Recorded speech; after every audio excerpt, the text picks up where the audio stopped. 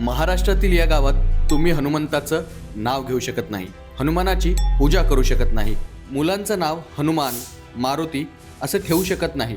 अहो एवढंच नाही तर या गावात मारुती कंपनीची कार पण चालत नाही. पण या गावची हनुमंताशी इतकी दुश्मनी का सांगतो. अहिल्यानगरमधील या गावाचं नाव आहे दैत्य नांदूर. तर झालं असं, जेव्हा रावण सीतेला पळवून घेऊन गेला तेव्हा इथेच हनुमान आणि निंबा दैत्याचं युद्ध झालं. तेव्हा जखमी झाल्यानंतर निंबा दैत्याने प्रभू रामाचा धावा केला.